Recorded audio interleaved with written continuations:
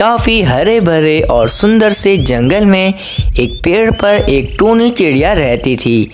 टूनी चिड़िया के सामने वाले पेड़ पर एक कालू कौवा रहता था। कालू कौवे का एक बेटा राजू कौवा भी था। टूनी चिड़िया ने अभी कुछ दिन पहले ही 2 अंडे दिए होते हैं। टूनी चिड़िया उन दोनों अंडों का अपने से ज्यादा ख्याल रखती थी। चलो मुझे दाना ढूंढने जाना है। जब तक मैं कौवे भैया को जाकर कह देती हूँ कि वे मेरे अंडों का ध्यान रखें। फिर टूनी चिड़िया कालू कौवे के पास जाती है। कौवे भैया, मैं भोजन ढूंढने जा रही हूँ। आप मेरे अंडों का जब तक ध्यान रखिएगा। मैं आपके और आपके बेटे राजू कौवे के लिए भी भोजन तलाश कर लाऊंगी।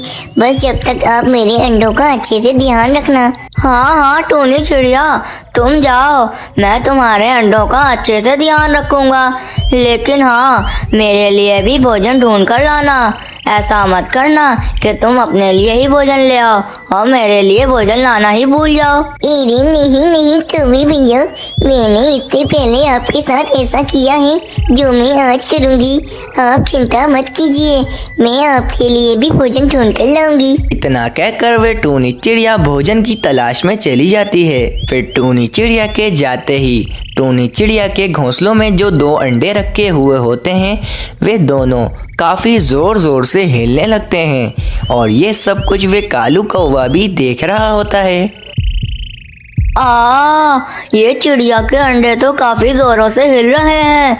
इसका मतलब चिड़िया के बच्चे बाहर आने ही वाले हैं। चलो चिड़िया के घोंसले में चला जाता हूँ। कहीं ऐसा ना हो कि चिड़िया के बच्चे अंडे में से निकलकर डायरेक्ट घोंसलों से नीचे ही गिर जाएं। ऐसे तो वे चिड़िया मुझे छोड़ेगी नहीं। चलो चलो जल्दी से उस घोंसले में चला जाता हूँ। फिर कालू कौवा टूनी चिड़िया के घोंसले में आ जाता है। कुछ देर के बाद वे दोनों अंडे फूट जाते हैं और उन दोनों अंडों में से छोटी छोटी सी चिड़ियाएं निकलती हैं।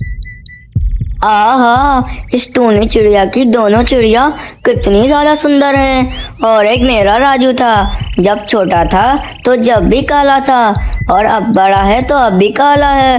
पता नहीं ये कौवे इतने बदसूरत क्यों होते हैं। फिर थोड़ी देर में टूनी चिड़िया भोजन जमा कर कर अपने घोंसले में आ जाती है। अरे वाह वाह, मेरी दोनों छोटी चिड़ियाएं अंडों से बाहर आ गई हैं।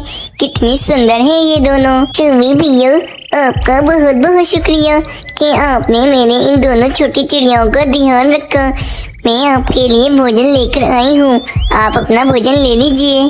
फिर कालू कौवा अपना भोजन लेकर अपने घोंसले में चला जाता है। अरे वाह वाह, तुम दोनों कितने सुंदर लग रहे हो।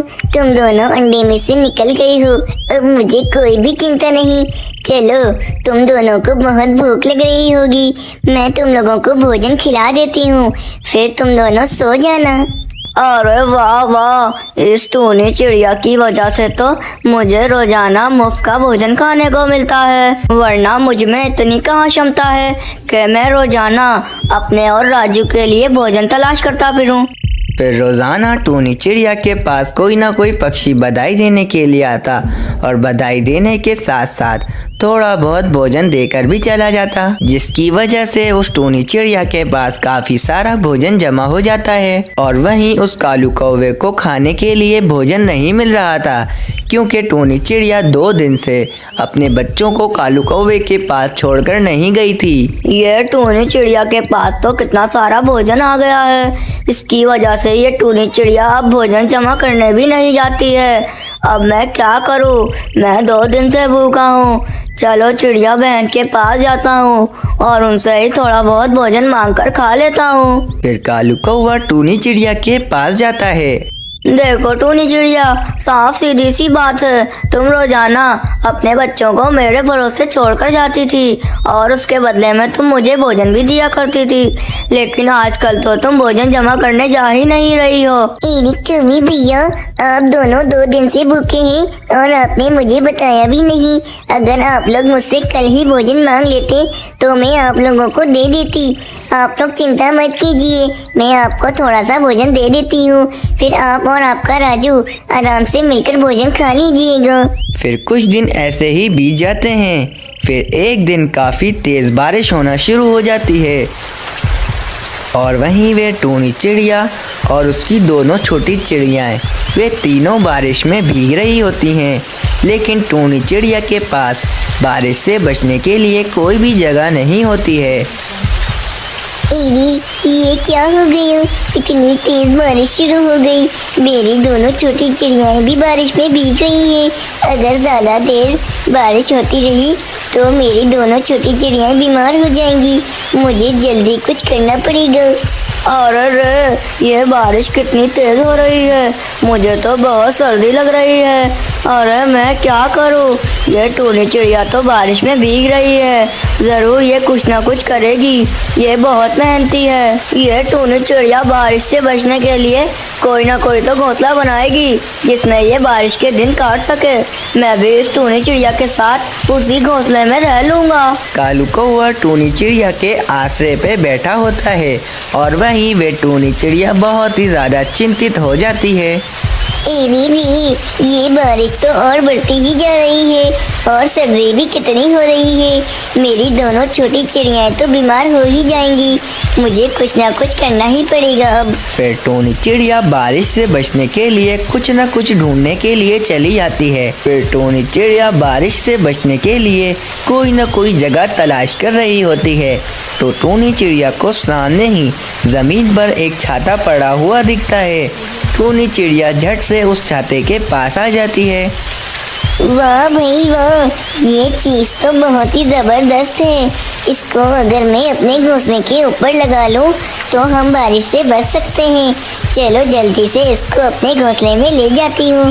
फिर टूनी चिड़िया उस छाते को अपने साथ घोंसले में ले जाती है। टूनी चिड़िया अपने घोंसले के पास वे छाता लगा लेती है और अब तो टूनी चिड़िया और उसकी दोनों छोटी चिड़ियाएं बारिश से बच चुकी होती हैं। वाह भाई वाह, मेरा आइडिया तो काम कर गया। ये बारिश की अब मुझे कोई चिंता नहीं। बारिश की एक बूंद भी मेरे घोंसले में नहीं आ रही है। वाह भाई वाह, इस टूनी चिड़िया ने अपने घोंसले के पास ये क्या चीज़ लगा ली है जिससे इसके घोंसले में एक भी बारिश की बूंद नहीं जा रही। चलो इस टूनी चिड़िया के पास जाता हूँ। फिर कालू कौवा टूनी चिड़िया के पास जाता है। अरे टूनी चिड़िया, ये तुमने अपने घोंसले के ऊपर क्या लगा लिया है? ये तो बहुत ही जबरदस्त चीज़ है। अब तो तुम्हारे घोंसले में एक भी बारिश की बूंद नहीं आ रही है। टूनी चिड़िया, तुम मुझे और मेरे राजू को अपने घोंसले में जगह दे दो जब तक कि बारिश नहीं रुक जाती। हम दोनों को बहुत सर्दी लग रही है।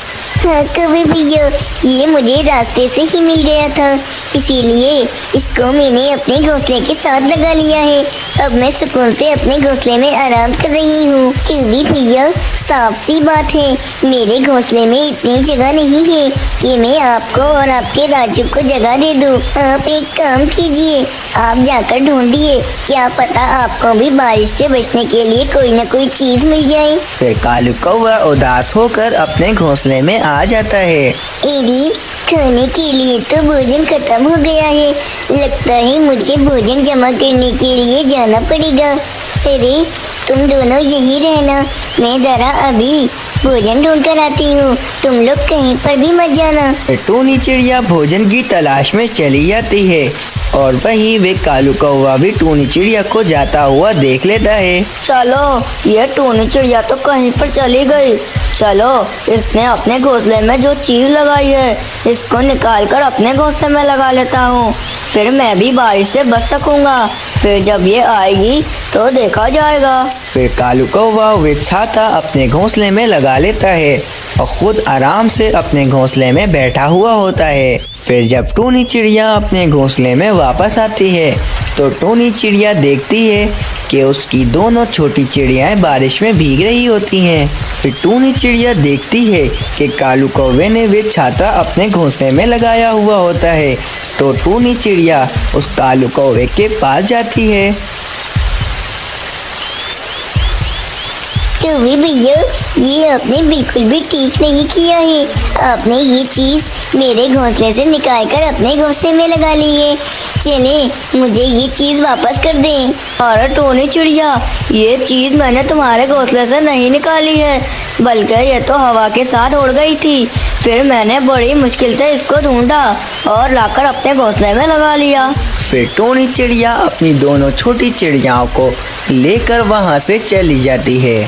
फिर टोनी चिड़िया एक पेड़ के अंदर बैठी होती है।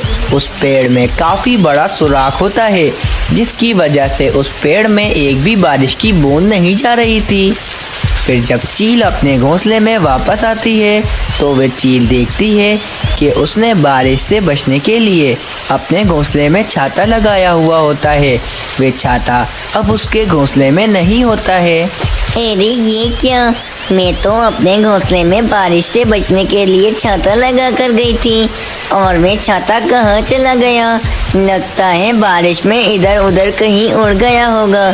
चलो चलकर ढूंढती हूँ। फिर वे चील छाता ढूंढने के लिए चली जाती है। वे चील छाता ढूंढते ढूंढते उस कालू कौवे के पास आ जाती है। चील देखती है कि वे छाता उस कालू कौवे ने अपने घोंसले के पास लगाया हुआ होता है।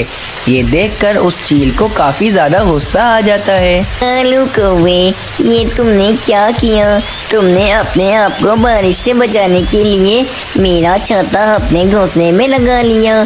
मैं तुम्हें माफ नहीं करूँगी। तुमने ये अच्छा नहीं किया है। अरे रे, ये छाता इस चील का है। मतलब वे टोनी चिड़िया इस चील का छाता चोरी कर कर अपने घोंसले में लगा रही थी। अरे बाप रे बाप, ये चील तो बहुत ही गुस्से में लग रही है। अरे अब क्या करूं? फिर वे चील गुस्से में अपनी टोंट से उस कालू कौवे को मारने लगती है और अपना छाता लेकर वहां से चली जाती है। और वे कालू कौवा और राजू कौवा दोनों बारिश में भीगने लगते हैं, और वहीं वे टोनी चिड़िया आराम से पेड़ के अंदर बैठी हुई होती है। इस कहानी से हमें ये सीख मिलती है कि हमें कभी भी किसी दूसरे के आश्रय में नहीं बैठना चाहिए।